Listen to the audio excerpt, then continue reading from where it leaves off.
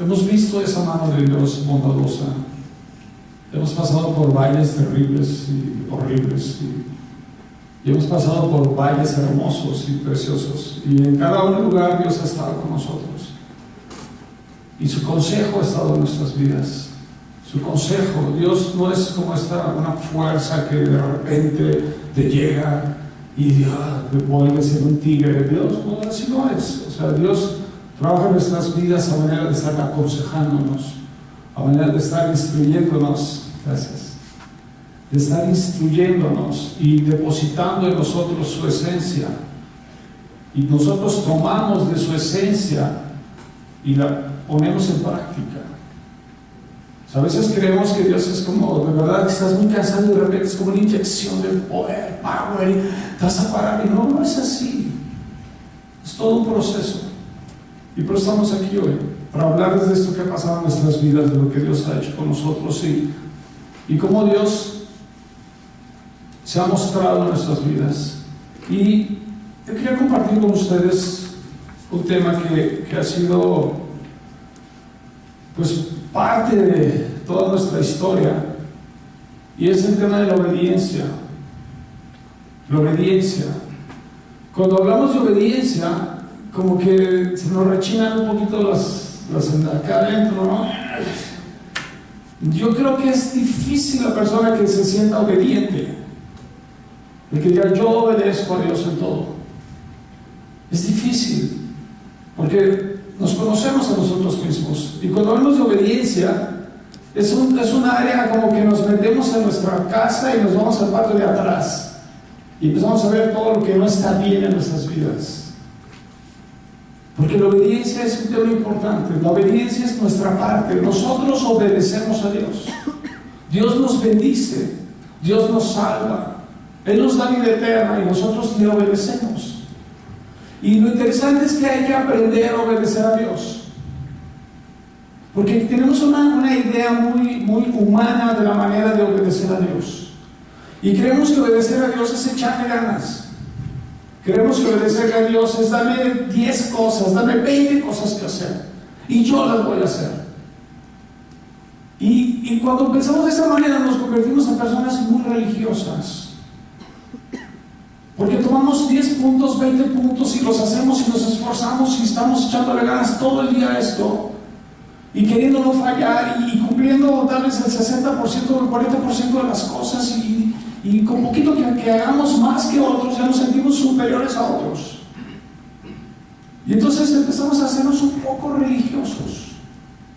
Y eso es algo que en nuestras vidas hemos tenido mucho cuidado, porque pasamos por ahí, pasamos por un periodo de nuestras vidas en la que le echamos muchas ganas de nuestras fuerzas al cristianismo, y en que quisimos llevar nuestra vida cristiana muy decididos a hacerlo, pero en nuestras fuerzas, y no echamos mano de un poder sobrenatural, sino que nos concentramos en nosotros mismos y dijimos vamos a hacerlo y vamos a hacerlo bien. Y yo creo que fue la peor etapa de mi vida. La peor etapa de mi vida. Eso fue cuando nuestros niños estaban chicos. Hoy, como decía Juan Pablo, pues ya están casados los dos. Ya somos abuelos, por el favor de Dios. Y pues quiero hablar de esto, quiero poner un sustento bíblico. Porque ¿qué es lo que hace un predicador? Lo que hace un predicador es tratar de armar una imagen de Dios invisible y hacerla visible. Es lo que hace un predicador. Jesús le dijo a los discípulos, uno de los discípulos, Felipe, le dijo: Jesús, muéstranos al Padre y nos basta. Y Jesús le dijo: hace tanto tiempo que estoy contigo y no me reconoces. Y Felipe, pues no te reconozco. Y le dijo: reconóceme por mis palabras. Porque las palabras de Dios forman a Dios, forman la imagen de Dios. Dios se revela por sus palabras. Nosotros no podemos hablar de Dios sin hablar de su palabra, porque vamos a pintar una imagen de Dios poderosa, pero con su palabra. Amén. Entonces, Jesús muere, resucita, está al final, ya resucita, y esta porción en Mateo 28 es una porción que es muy conocida como la Gran Comisión. ¿Han oído de eso? La gran comisión. Unos le llaman la gran omisión, porque dicen que nadie lo hace. Y es este momento en el que Jesús cita a sus discípulos en una montaña y les da algunos encargos. Y en esos encargos les dice algo que está ahí entre líneas, que es muy poderoso. Y les dice literalmente, es Mateo 28, del 16 al 20. ¿Le puedes poner? Creo que lo teníamos, ¿verdad, Sergio? O para mí creo que se lo mando. Sí, dice: los 11 discípulos fueron a Galilea, a la montaña que Jesús les había indicado. Cuando lo vieron, lo adoraron, pero algunos dudaban. Jesús se acercó entonces a ellos y les dijo: se me ha dado toda autoridad en el cielo y en la tierra. Por tanto, vayan y hagan discípulos de todas las naciones, bautizándolos en el nombre del Padre, del Hijo y del Espíritu Santo. Y el 20, enseñándoles a obedecer todo lo que les he mandado a ustedes, y les aseguro que estaré con ustedes siempre hasta el fin del mundo. Amén. Entonces está Jesús, está resucitado, está en su gloria. Están diciendo los discípulos: vayan y lleven este mensaje por todo el mundo, predíquenlo en mi nombre, bautizan a la gente en el nombre del Padre, del Hijo y del Espíritu Santo, y enséñenles a obedecer. Y la verdad, pasamos muy rápido por esta frase, pero ¿cómo es que enseñas a alguien a obedecer?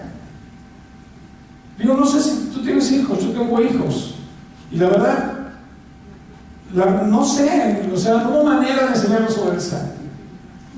Tú le puedes enseñar a alguien un oficio, le puedes enseñar a alguien un deporte o una profesión, pero ¿cómo le enseñas a obedecer? Es muy difícil enseñarle a alguien a obedecer, porque para empezar tú tienes que ser obediente. ¿Por qué? Porque nosotros enseñamos lo que sabemos, pero engendramos lo que somos. Para enseñar obediencia tú tienes que ser obediente. Y cuando Jesús les dice: enséñales a obedecer todo lo que yo les mandé, en ese yo les mandé obedecer. Entonces Jesús les tuvo que dar una forma, un método para obedecer. Jesús los tuvo que empoderar para obedecer. No les dio simplemente unos mandamientos y les dijo: hey chicos, hagan esto. Hace rato les mencionaba que cuando hablamos de obedecer, obediencia en nuestra cultura es igual a sacrificio. Obediencia es: deja de hacer lo que a ti te gusta para hacer lo que a mí me gusta. Y lo vemos en los niños, desde chiquitos, lo ve mi nieto. Se llama Alexis obedece.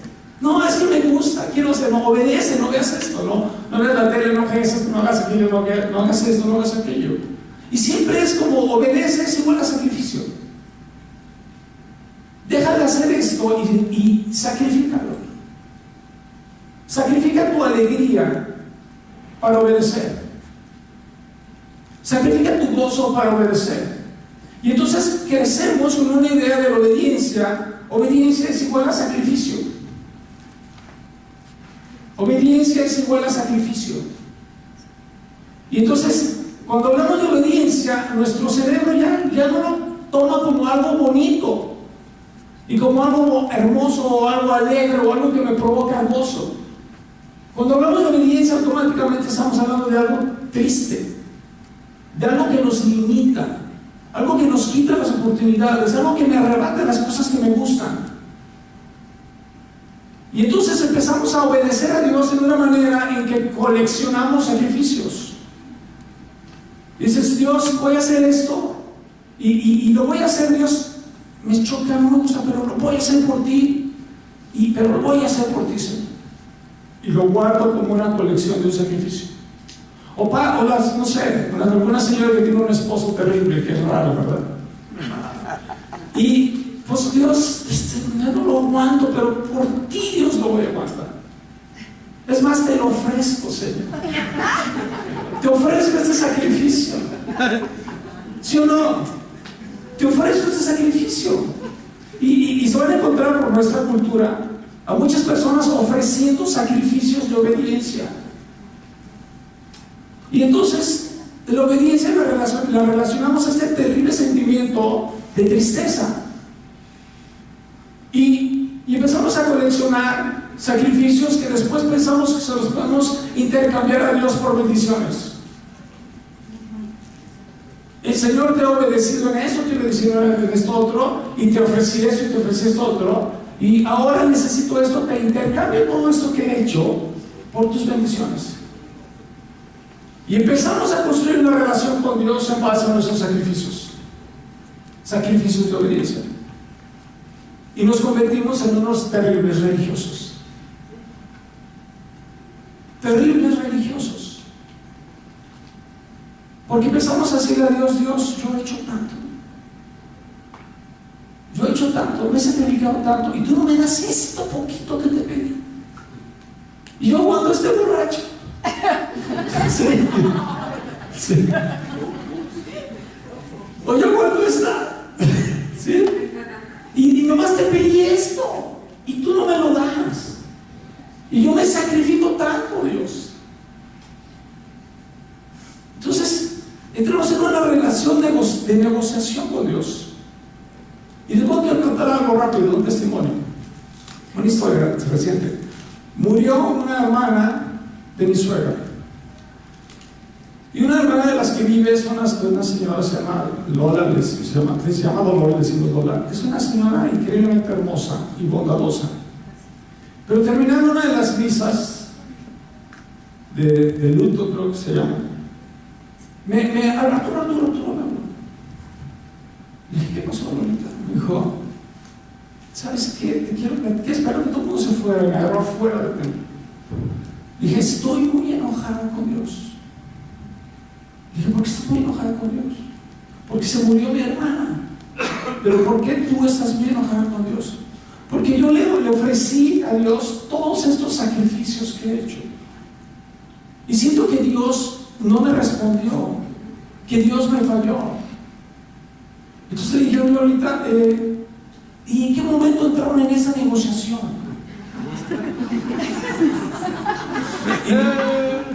Me señalaron así como: ¿qué?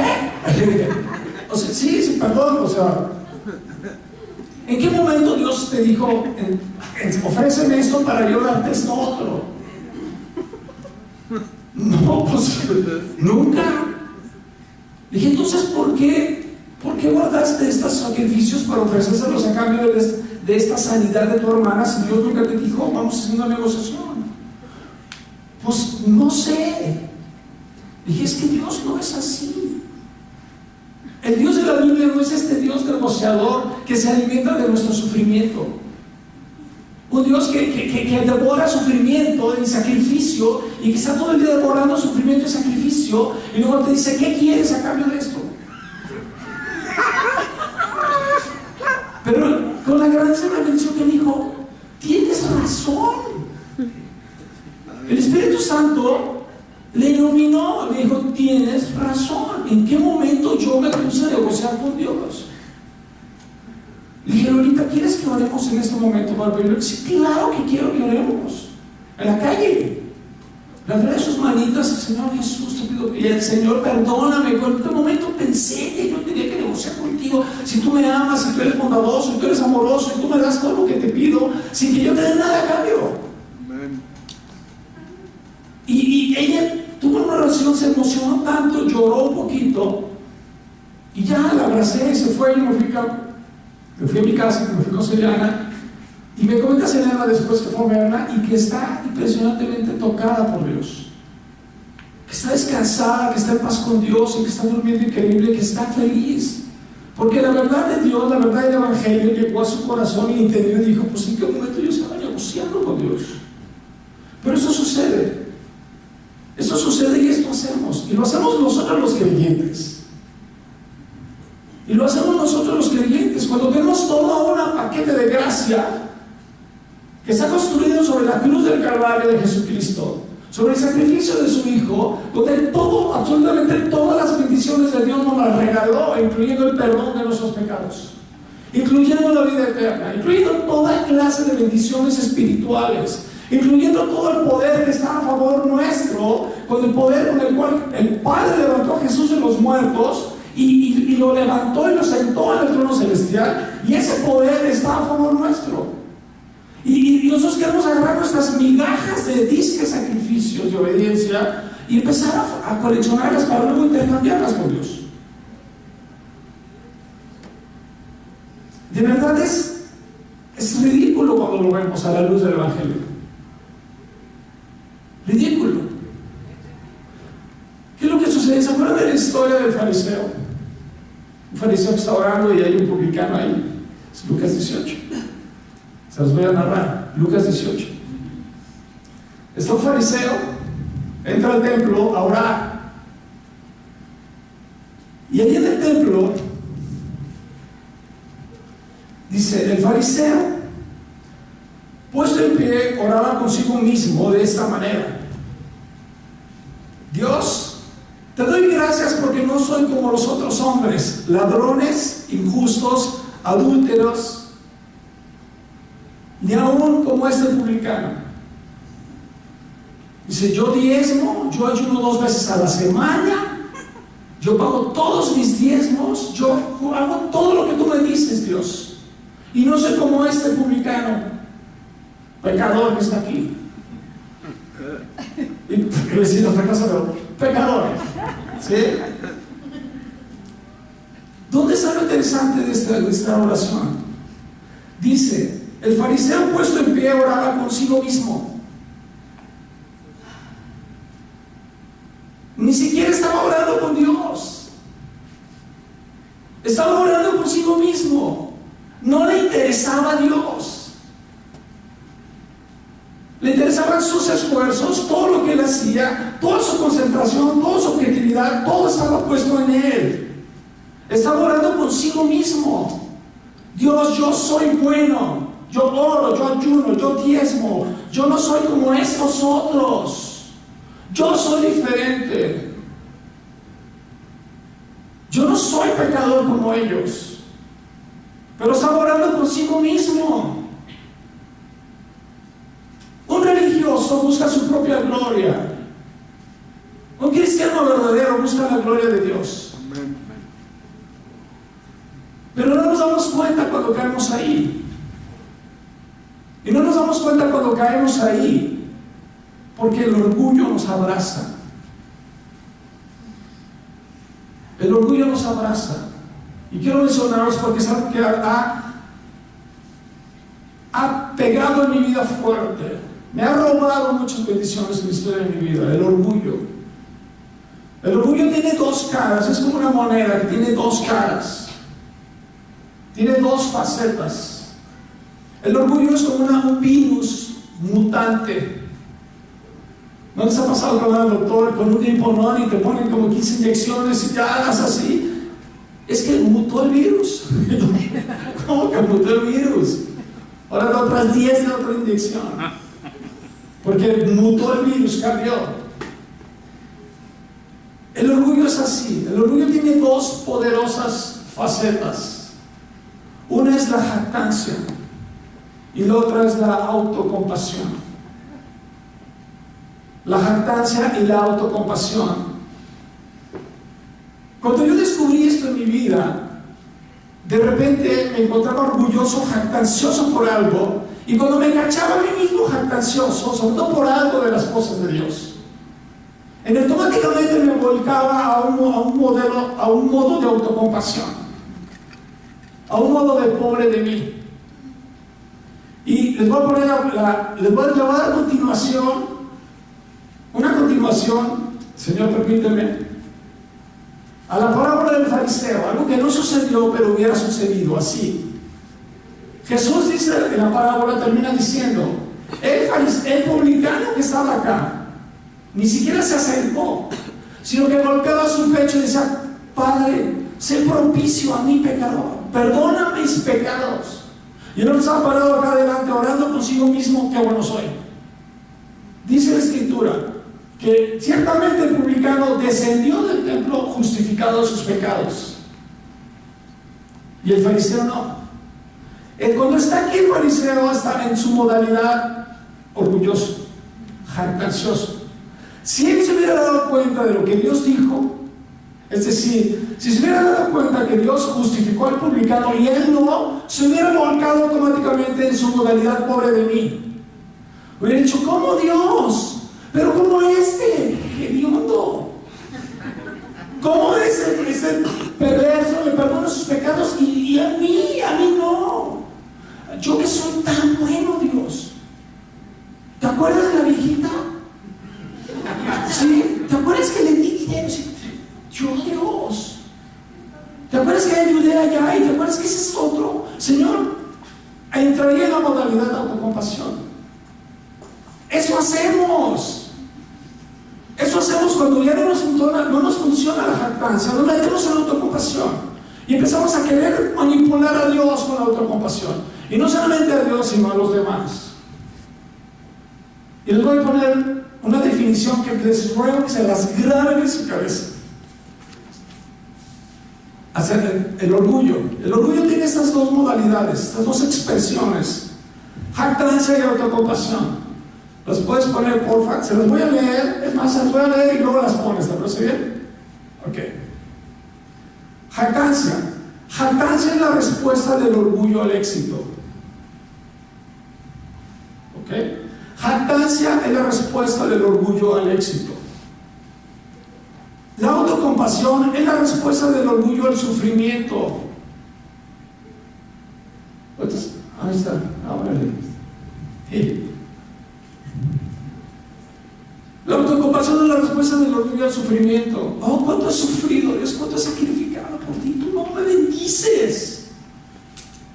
La autocompasión dice: merezco admiración porque he sufrido mucho. La autocompasión, ¿sabes qué? Necesito que me admiren porque he sufrido mucho. ¿No les ha tocado a esas señoras ya mayores que... ¿Cómo estás, tía Lupita? Bien, aquí.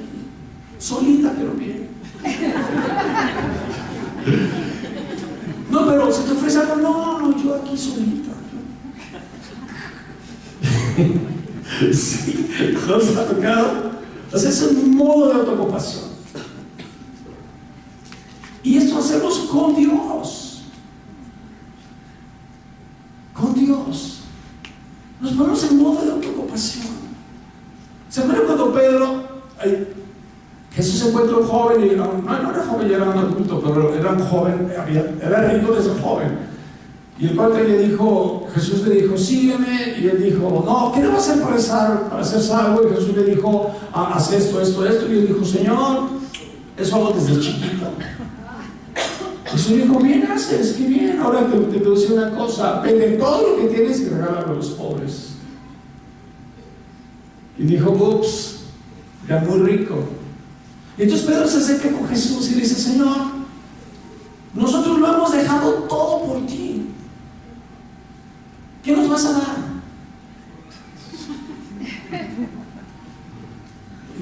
Pues judío, en fin, ¿no?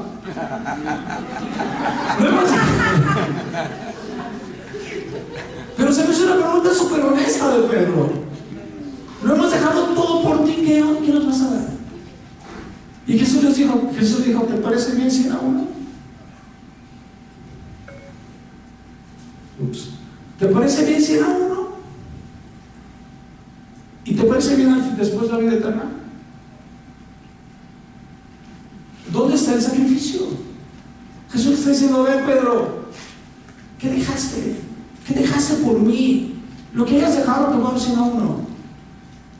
¿Dónde está el sacrificio que estás queriéndome demostrar? Si te estoy dando 100 a 1 y te estoy dando la vida eterna.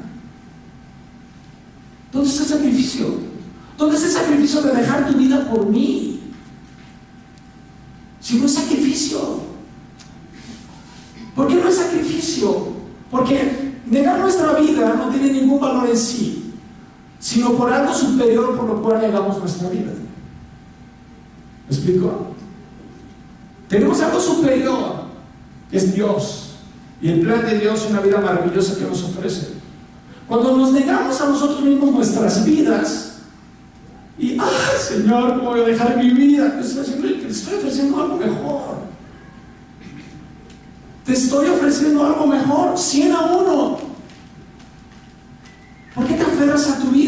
como si estuvieras sacrificando algo. Toma lo que te estoy dando, es 100 a 1. O sea, deja tu choza, ven a mi palacio. Y cuando entendemos esto, empezamos a entender que para Dios no hay sacrificios. No hay un fariseo que hace estas cosas presumiendo de sus obras. Entonces, cuando entendemos estas cosas, la autocompasión se empieza a desvanecer, porque no hay manera de llegarle a Dios con autocompasión. Porque Él dice, pero ¿por qué dices eso si yo te doy 100 a 1? ¿Por qué quieres llegar conmigo con autocompasión si yo te bendigo y yo tengo todo lo mío es tuyo? ¿Por qué me llegas con esos argumentos de autocompasión? Sigue, dice, la autocompasión no es condenación. Dice, la jactancia es la voz del orgullo en el corazón fuerte. Yo he hecho esto, es el fariseo. Yo esto. La autocompasión es la voz del orgullo en el corazón débil. La necesidad que siente la autocompasión no procede de un corazón humilde, sino de un sentimiento de dignidad no reconocido. Es la respuesta del orgullo no aplaudido. La autocompasión es la respuesta del orgullo no aplaudido. Apláudanme que he sufrido mucho. ¿No se dan cuenta cuánto he sufrido? Por favor, reconózcanmelo. Eso es lo que es la autocompasión. Y procede del orgullo, no procede de la humildad. Porque lo decimos, pobre tía Lupita. Pobre tía Lupita. Realmente hablarle de Jesús, para que reconozca que lo que está haciendo no es correcto y viva una vida completamente diferente. Como mi tía Lola.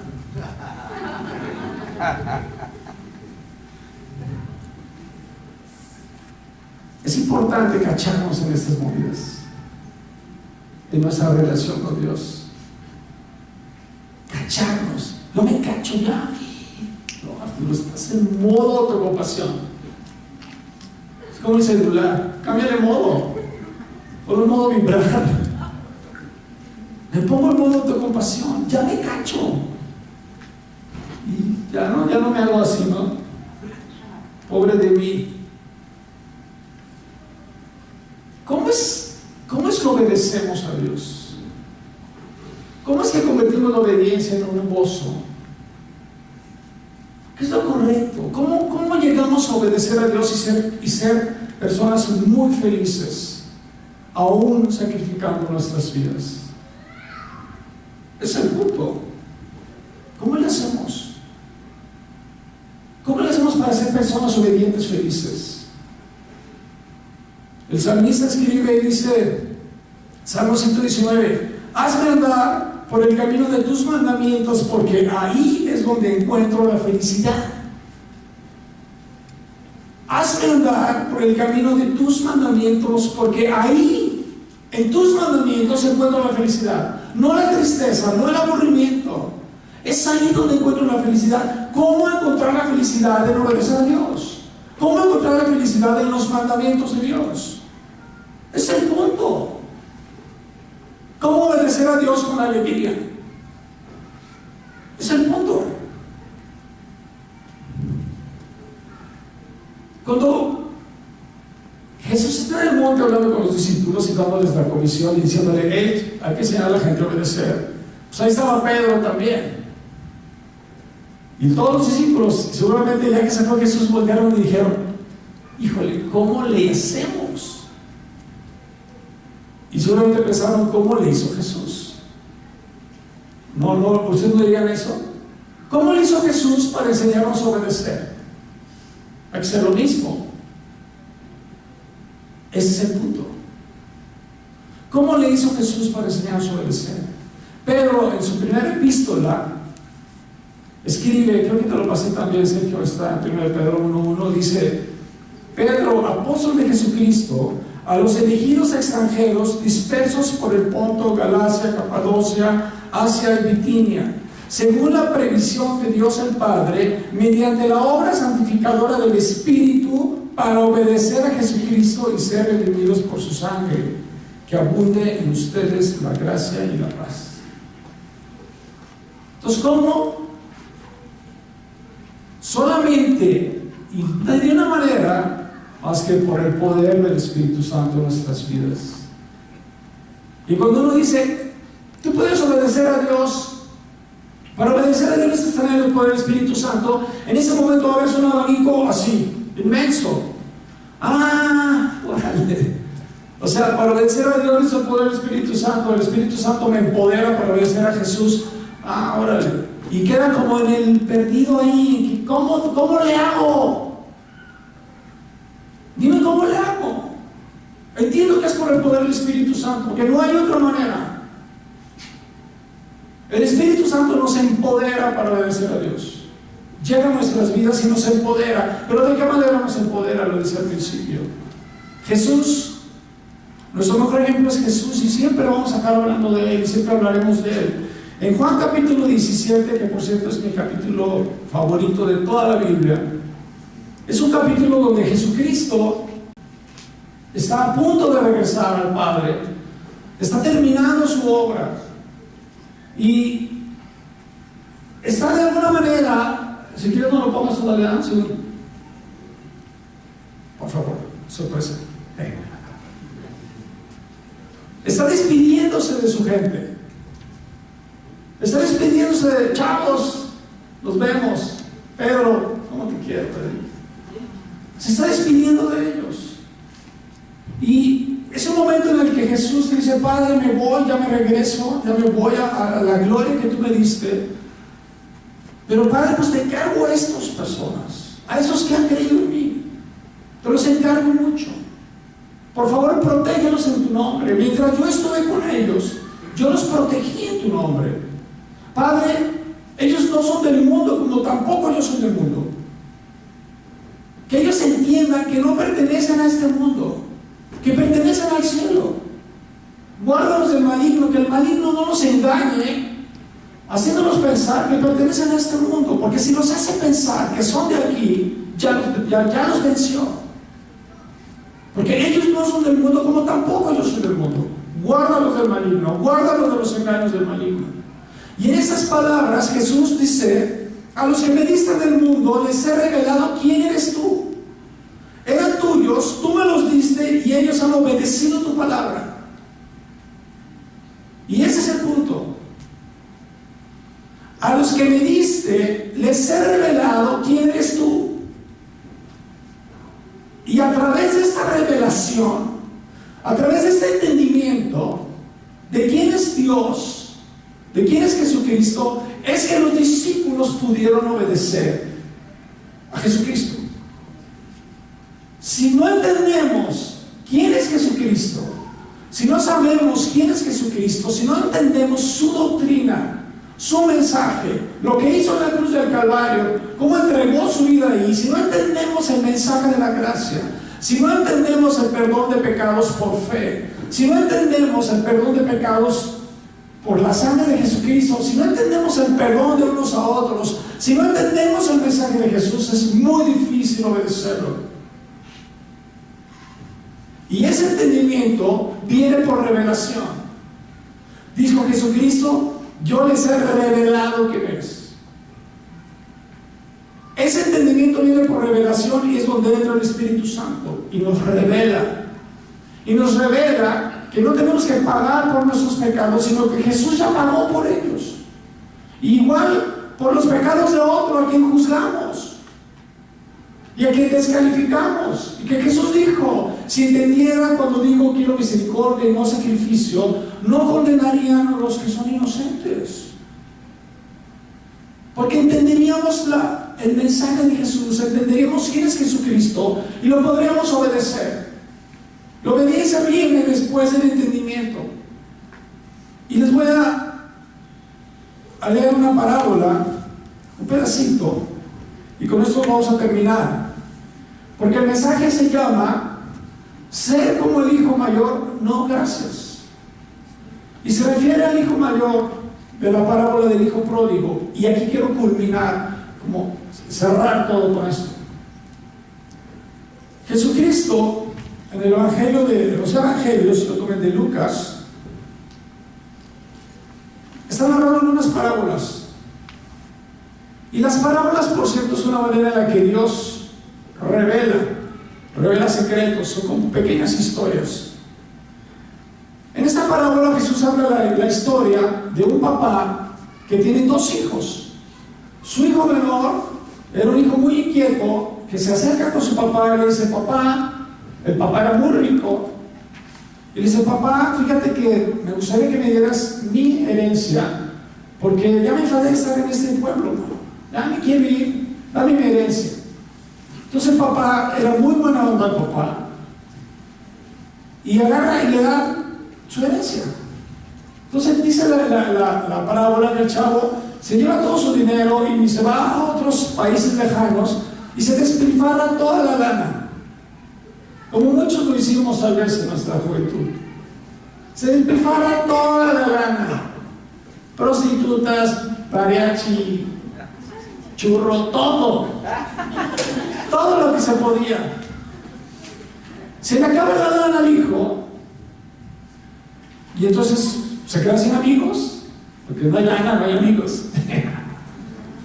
Se acaba la lana, se acaban los amigos, tiene que buscar trabajo y le da trabajo cuidando puercos, judío él. Dice que tenía tanta hambre que no se quería comer la comida de los puercos. Y en un momento, el cuate vuelve en sí. ¿Han visto las caricaturas cuando les dan un mazazo en la cabeza? Se hace así, se les dan los ojos y... Hoy están tan salvajes las caricaturas que les películas, ¿verdad? Pero pon un mazazo en la cabeza y el papel vuelve en sí. Y dice: ¿qué hago aquí? Voy a ir a la casa de mi padre. Pues le voy a decir que me dé chamba, que ya no me tome como uno de sus hijos. Pero mi papá es buena onda. ¿Por qué es buena onda? Pues me dio la lana. ¿Sí o no? Se lo pedí, me la dio, es bien buena onda. Es bien amoroso, es bien lindo, es bien chiquero. Voy a ir con mi papá. Voy a, realmente, humildemente, voy a pedirle que me haga uno de sus obreros, que ya no sea su hijo. La historia es maravillosa y se concentra mucho en esto. El hijo regresa, el papá lo está esperando, lo ve de lejos, y es maravillosa esta historia porque el padre corre al hijo, lo abraza, lo besa en el cuello. El hijo le iba a decir: oye papá, no lo deja hablar, llama a su gente, póngale el anillo de la familia, lávenlo, huele horrible, báñenlo, y ¿saben qué? Vamos haciendo un fiestón. Vamos haciendo un fiestón, porque este chavo estaba muerto y ahora vive. Vamos haciendo un fiestón. Vayan y maten al becerro más gordo. Entonces su gente hace eso, va, agarra, lo bañan, le ponen su anillo, esta es su recámara, y mira tu cuadro chiquito y todo, ¿no? Y entonces el hermano mayor estaba trabajando, cumpliendo con su deber. Y entonces oye música, y ya me la pusiste, ¿verdad, Gacho? Dice, entonces voy a leer, que pongan atención lo que pasa con el hermano mayor. Dice: mientras tanto, el hijo mayor estaba en el campo. Al volver, cuando se acercó a la casa, oyó la música del baile. Entonces llamó a uno de los siervos y le preguntó qué pasaba. Ha llegado tu hermano, le respondió, y tu papá ha matado el ternero más gordo porque ha recobrado a su hijo sano y salvo. Indignado, el hermano mayor se negó a entrar. Así que su padre salió a suplicarle que lo hiciera.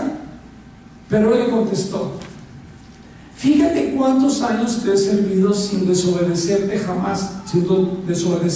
jamás tus órdenes. Ni un cabrito me has dado para celebrar una fiesta con mis amigos. Pero ahora llega tu hijo, que ha despilfarrado tu fortuna con prostitutas, y tú mandas matar en su honor al ternero más gordo. Hijo mío, le dijo el padre, tú siempre estás conmigo y todo lo que tengo es tuyo. Pero teníamos que hacer fiesta y alegrarnos, porque ese hermano tuyo estaba muerto, pero ahora ha vuelto a la vida. Se había perdido, pero ya lo hemos encontrado. ¿Qué tenemos aquí? Tenemos a un hijo que regresa. Mi papá es de buena onda, voy a regresar, creo que sí me va a aceptar. Tenemos a un hermano mayor, tenemos a un papá que dice, sí, bienvenido hijo, eso es más de lo que esperabas. No solamente te acepto como uno de mis obreros, sino como mi hijo, como lo que tú eres. Tenemos un hermano mayor que está en el campo, regresa, y molesto, justamente molesto, porque, no sé, yo hubiera hecho lo mismo, la verdad. ¿Cómo que llega tu hijo? Porque ni siquiera es mi hermano, ¿verdad? Es tu hijo.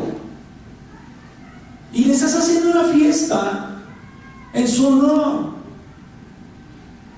¿Cómo es que le estás haciendo una fiesta en su honor? Cuando yo he trabajado sin desobedecerte jamás. Jamás te he desobedecido y jamás me has hecho ninguna fiesta a mí. Y pueden notar el modo pobre de mí. Pueden notar el modo de autocompasión. O sea, jamás te he desobedecido. He estado aquí siempre. Y luego le dice, les hice una fiesta en su honor. Y aquí es cuando te das cuenta que el hijo no conocía al papá. Y eso es lo que nos sucede a muchos. Que estamos ahí en la casa de papá, pero no conocemos a papá. Estamos ajenos a papá. Y creemos que papá debería de pensar como nosotros. Pero papá está haciendo algo diferente. Papá está siendo misericordioso y compasivo con alguien que es mi hermano. Y entonces le decimos, es que le haces una fiesta en su honor. Y el hijo debía haber sabido que no era la fiesta en honor del hermano menor. La fiesta era en honor del papá. No era en honor del hermano menor. El papá estaba celebrando su poder. El papá estaba celebrando su capacidad para atraer a sus hijos. El papá estaba celebrando su honor y su gloria y la potencia de su amor. Estaba celebrando que él podía atraer a sus hijos. Es lo que estaba celebrando. Claro que no estaba festejando las ganancias de su hijo. Estaba celebrando a él mismo. Pero su hijo mayor, tantos años ahí sirviéndole, sin fallar jamás, no pudo entender el corazón de su papá. Y lo estaba disque obedeciendo. Cuando el papá se le dice, entra, el hijo dice, no entro. No entro. Porque no estoy de acuerdo con lo que estás haciendo. En un modo completamente de autocompasión. Yo he hecho todo esto y estoy envergonzado y tú le haces una fiesta a este. Ese es el gran peligro de la autocompasión, del orgullo modo de autocompasión, que no entendemos al Padre. Es el hijo presente pero ausente, el hijo que está pero no está, el hijo que trabaja pero que no trabaja, porque realmente el Padre no está satisfecho con él. El Padre, qué hermoso hubiera sido que hubiera llegado el hermano mayor. Oye, ¿y esa fiesta de qué es? Pues fíjate que regresó tu hermano. Ay, el vago este. ¿Y cómo le fue? Pues ve, platica con él. Híjole, qué mala onda, ¿qué haré? No sé qué hacer. Sale el papá, oye hijo, vamos papá. Vamos, entiendo que estás feliz. ¿Estamos de acuerdo? Papá, entiendo que estás feliz. Entiendo que estás gozando de tu poder para salvar, de tu poder para atraer a la gente. Lo entiendo. Entiendo que estás feliz. Yo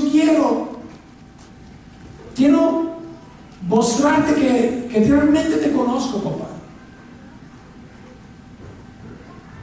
El gran peligro en nuestras vidas cristianas es convertirnos en hermanos mayores. En estar aquí en la iglesia, pero desconocer al Padre.